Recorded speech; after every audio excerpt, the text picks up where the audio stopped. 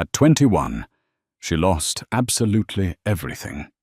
Betrayed, broke, and the laughingstock of the tech world, she spent her final $4,000 on a worthless, flooded rock quarry. But when a historic drought drained the black water, what pierced the surface didn't just clear her debt. It threatened her life. Naomi Kensington was supposed to be a prodigy. At 19, she had dropped out of college to launch a logistics algorithm that revolutionized how overnight freight was routed across the American Midwest. By 20, her startup was valued at $40 million. By 21, she was completely, devastatingly bankrupt. Her downfall wasn't an accident. It was a carefully orchestrated execution. Her older, much more experienced business partner, Richard Gable, had seen an opportunity. Richard was a shark in a tailored suit, a man who built his career on exploiting the blind spots of brilliant, naive founders. Through a labyrinth of aggressive, leveraged buyouts, hidden debt clauses, and a board of directors loyal only to him, Richard forced Naomi out of her own company. When the dust settled, she wasn't just unemployed. She was legally liable for millions in fabricated corporate debts. The ensuing court battles drained her savings, her inheritance, and her spirit. When the gavel finally fell in a New York courtroom, Naomi was left with a suitcase of clothes, a 2009 Honda Civic, and exactly $4,612 in her checking account.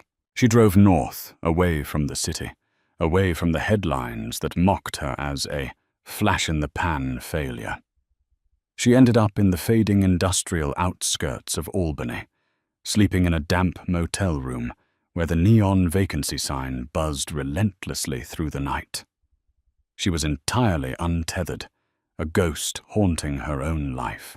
One rainy Tuesday morning, desperate to escape the suffocating walls of her motel, Naomi wandered into a county administration building. Down the hall, a tax foreclosure auction was taking place.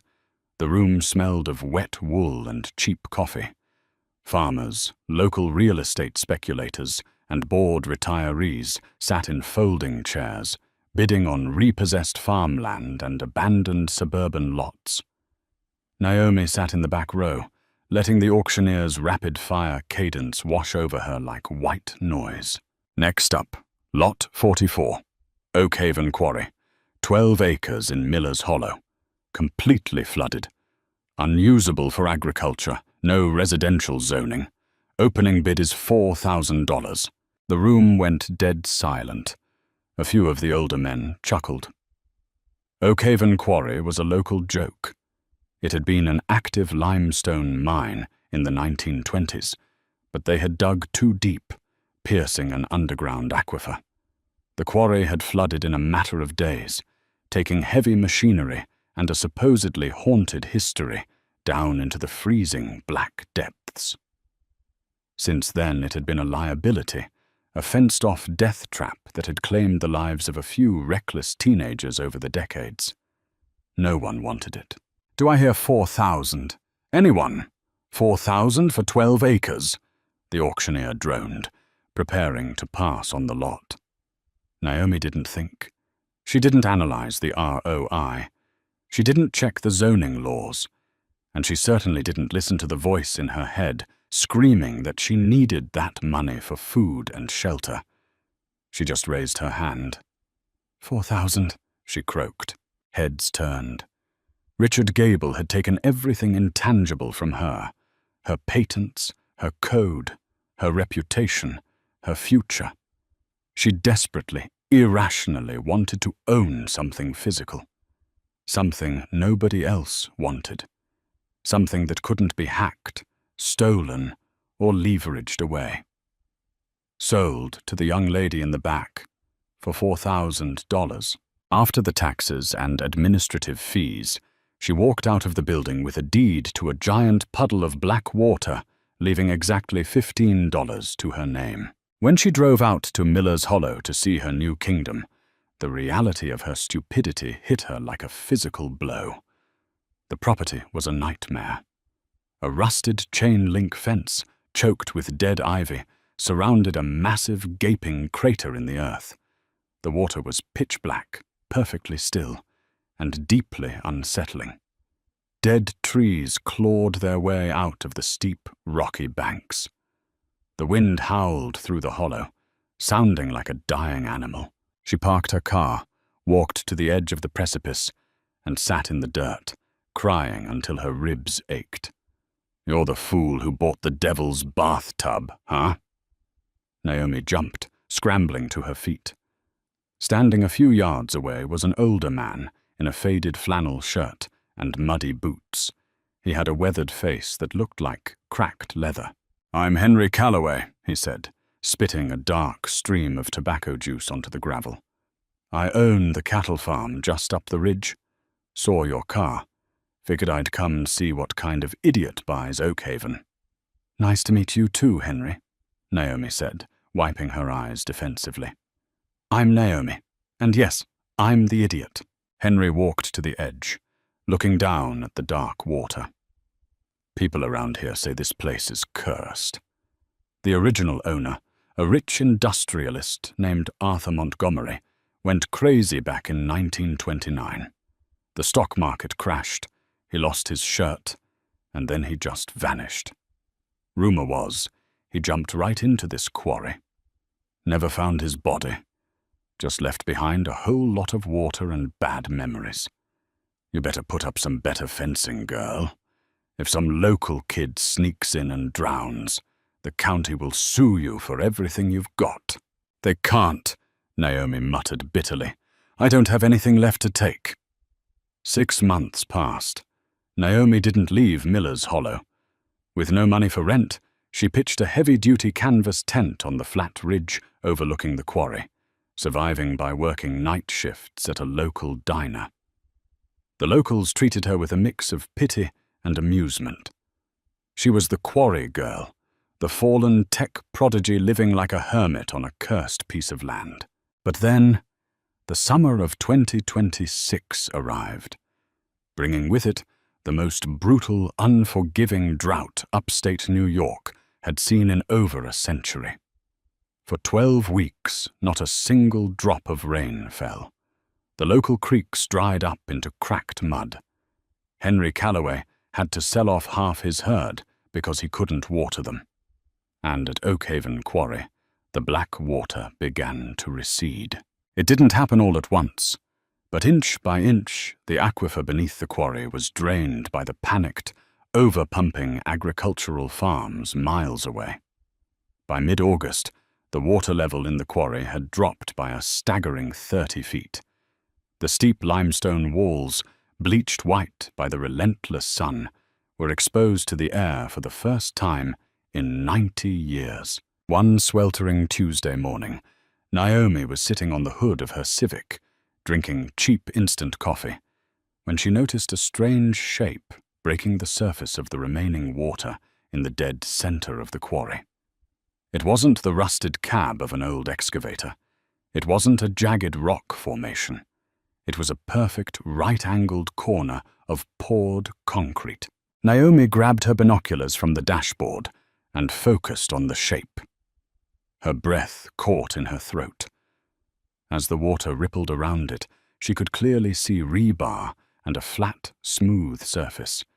It looked like the roof of a building, but that made absolutely no sense.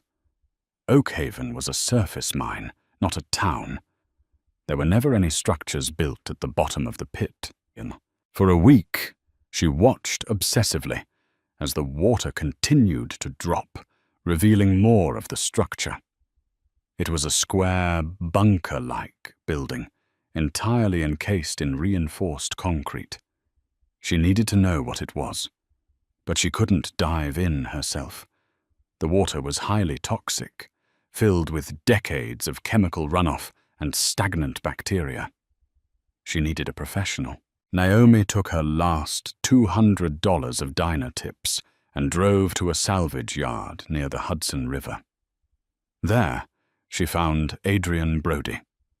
Adrian was a former Navy diver who had been medically discharged after blowing his eardrums in a training accident. He now made a meager living pulling submerged cars and sunken fishing boats out of the local rivers. He was quiet, broad-shouldered, and deeply skeptical. "You want me to dive into Oakhaven?" Adrian asked, wiping axle grease off his hands with a dirty rag. "Are you insane? That water is toxic soup. Plus, there's nothing down there but old tires and snapping turtles." "There's a building," Naomi insisted, slamming a grainy printed photograph onto his workbench. "Look at this. The water level dropped. That is poured concrete. If there's scrap metal in there, or old mining equipment, we can pull it up and split the profits 50-50. I just need to know what it is." Adrian stared at the photo for a long time. His eyes narrowed. "That's not a mining shack. The walls are too thick." He sighed, tossing the rag aside. "Fine, but I'm bringing the heavy-duty hazmat suit, and if I see so much as a crack in my airline, I'm surfacing, and you're still paying me." The next morning, Adrian backed his heavy-duty pickup truck to the edge of the quarry. He set up a portable winch system and a heavy umbilical dive line equipped with a two-way radio and a live feed helmet camera. Naomi sat at the monitoring station in the back of his truck, her hands trembling as she watched the grainy, green-tinted screen. Adrian waded into the thick, foul-smelling water. "Visibility is garbage," his voice crackled over the radio. "Maybe 3 feet. Descending now." Naomi watched the monitor as Adrian swam deeper into the gloom. The temperature of the water plummeted, and the light from his helmet lamp cut through swirling clouds of silt. "Okay, I'm approaching the roof of your structure," Adrian reported, his breathing echoing heavily through the comms. "Dropping down the side. This is weird, Naomi. The walls are smooth, high-grade concrete. This wasn't built for a mine. This was built to withstand a bomb." "Can you see an entrance?" Naomi asked, leaning closer to the monitor. "Moving around to the south face. Hang on." The camera violently shook as Adrian bumped into something. He cleared the silt away with his gloved hand. On the screen, a massive, rusted circular shape emerged from the gloom. Naomi gasped. "Is that—" "It's a door," Adrian said, his voice laced with shock. "Naomi, this isn't a bunker, it's a bank vault. A massive one, like the kind you'd see at a Federal Reserve branch. What the hell is a bank vault doing at the bottom of a flooded quarry?" "Can you open it?" Naomi demanded, her heart hammering against her ribs. "Are you kidding me? It's solid steel, locked tight and rusted over. But wait. There's something wedged in the silt near the locking wheel. Looks like a strong box. I'm gonna grab it and head up. My air pressure is fine. But this place gives me the creeps." 10 minutes later, Adrian broke the surface of the water, dragging a small, heavy metal box covered in slime and barnacles. He trudged up the rocky bank and dropped it at Naomi's feet, breathing heavily as he pulled off his helmet. "Whatever is in there," Adrian panted, "it better be worth risking my neck for." Naomi grabbed a heavy wrench from the truck bed and smashed the rusted lock on the strongbox. It snapped with a brittle crunch. She pried the lid open. Inside, remarkably preserved in a layer of watertight wax, was a leather-bound ledger and a heavy, tarnished silver key. She opened the ledger. The ink was faded, but legible. It was filled with names, dates, and account numbers dating back to 1928. But these weren't ordinary bank transactions. They were lists of illicit transfers, land deeds, and blackmail material belonging to some of the most powerful political families in New York State history. The name at the top of the very first page made her blood run cold. Arthur Montgomery. "Adrian," Naomi whispered, tracing the names. "This vault, It wasn't flooded by accident. Montgomery flooded the quarry on purpose. He hid something down here. Yeah? Well, somebody else knows about it, Adrian said quietly. Naomi looked up. Adrian was pointing toward the high ridge on the opposite side of the quarry. There, parked silently among the dead trees, was a sleek, pitch-black SUV. The windows were heavily tinted. As soon as Naomi made eye contact with the vehicle, its engine roared to life, and it reversed quickly out of sight, disappearing into the dust. Naomi clutched the ledger to her chest. She had bought the quarry to escape her past, but as she stared at the dark water, she realized she had just inherited someone else's nightmare. The dust from the departing SUV had barely settled before Naomi packed up the dive station, her hands moving with frantic precision. The isolation of Miller's Hollow, which had once felt like a sanctuary, now felt like a trap. She and Adrian retreated to her canvas tent on the ridge, zipping the heavy flaps shut against the cooling evening air.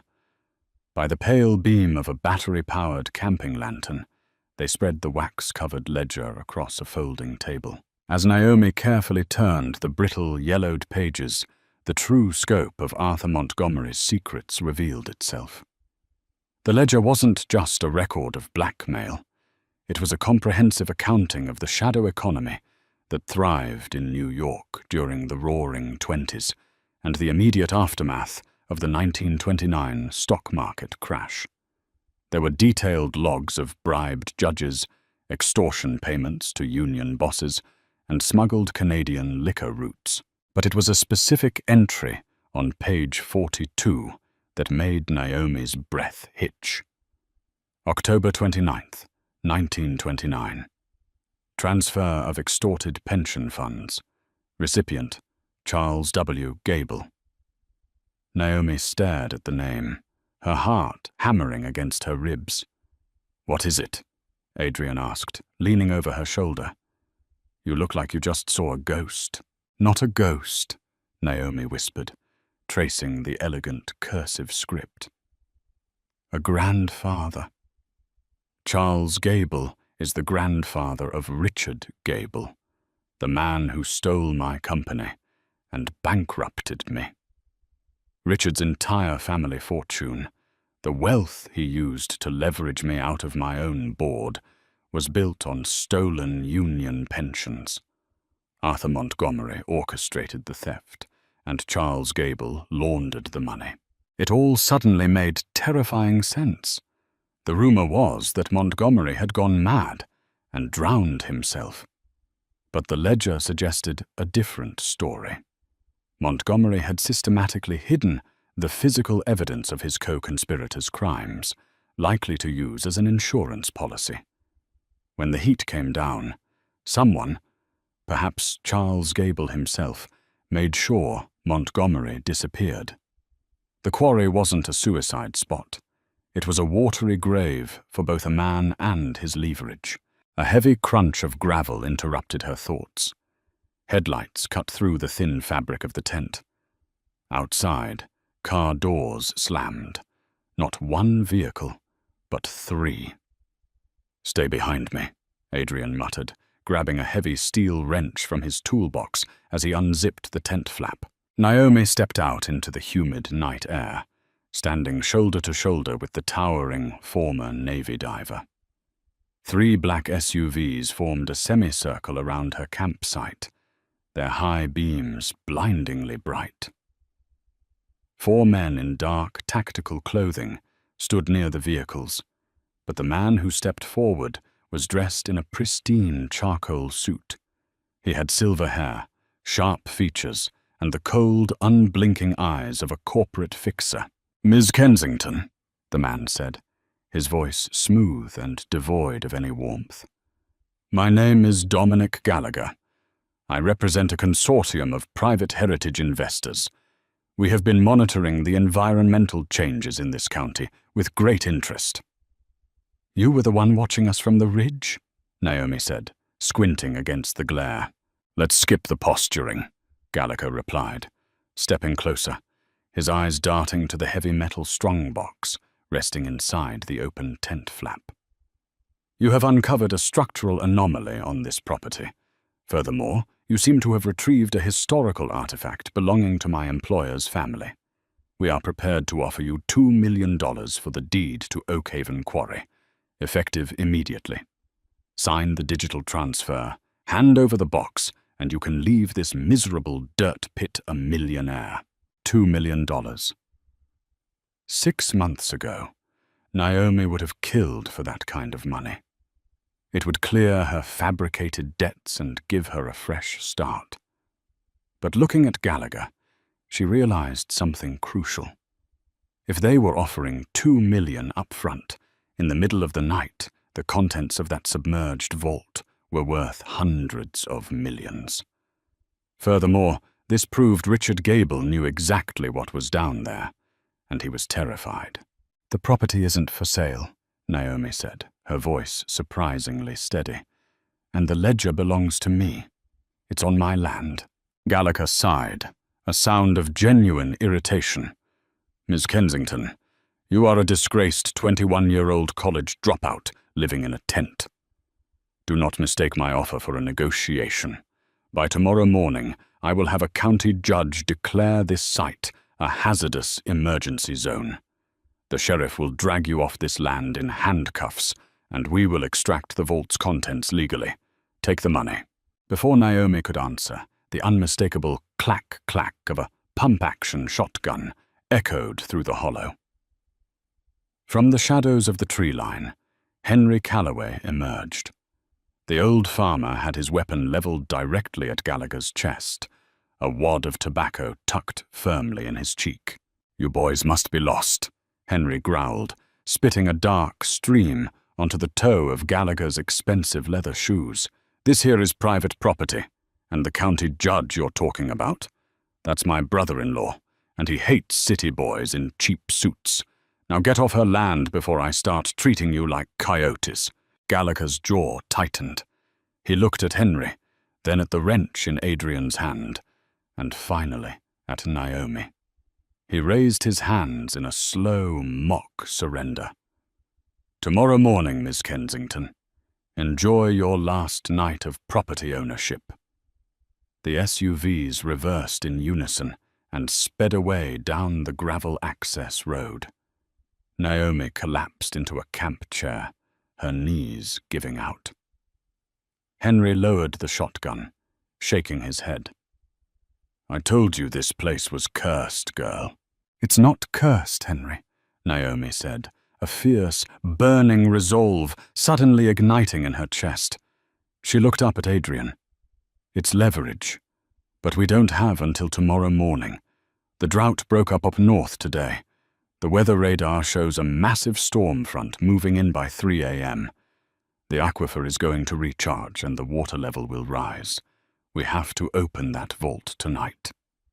Midnight. The wind was howling through Miller's Hollow, carrying the scent of impending rain. Naomi, Adrian, and Henry stood at the edge of the quarry.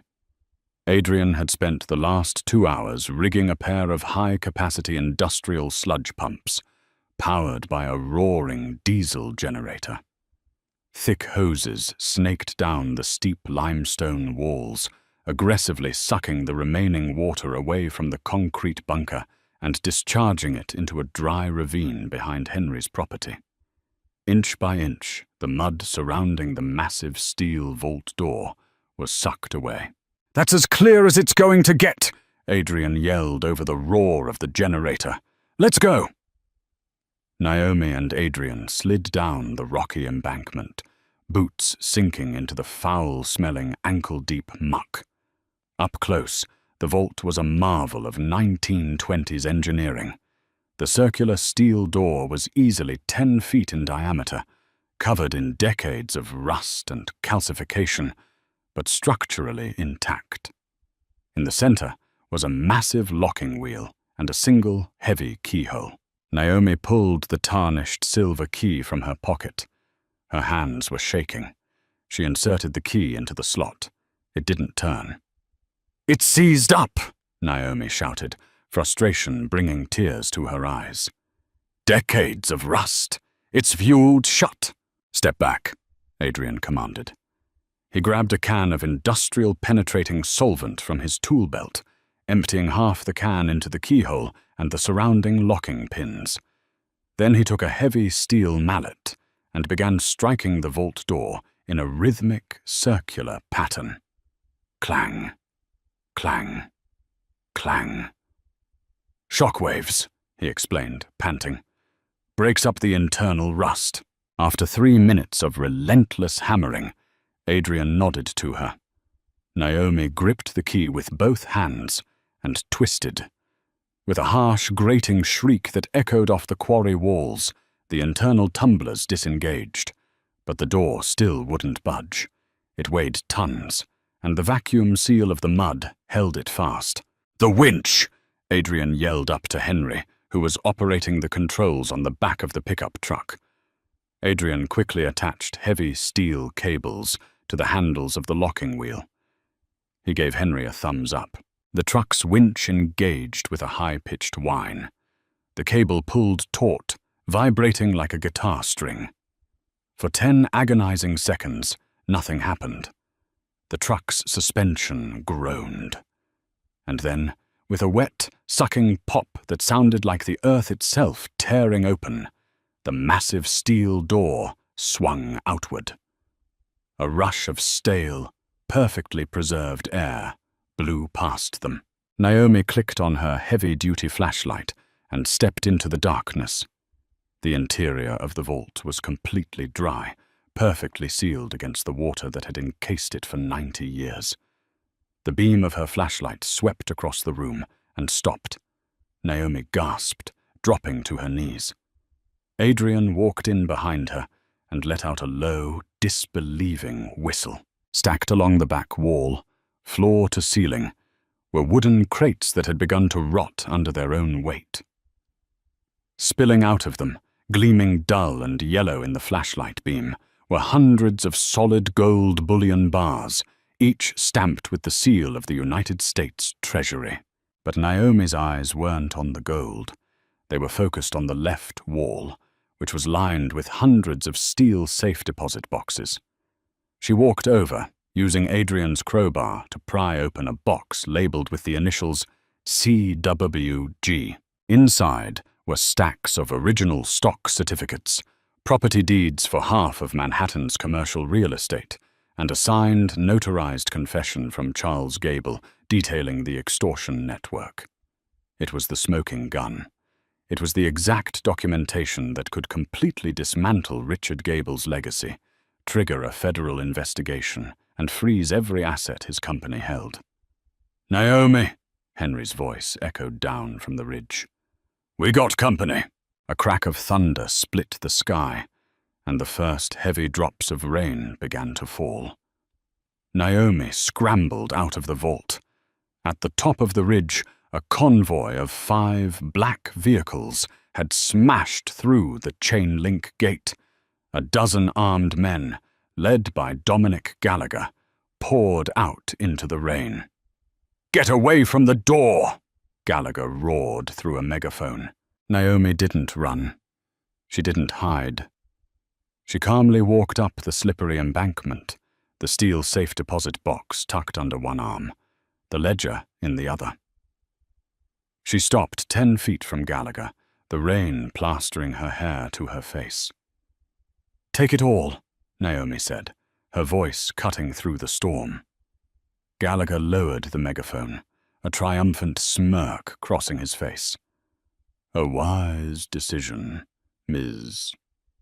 Kensington." "Take the gold," Naomi continued, her tone turning ice cold.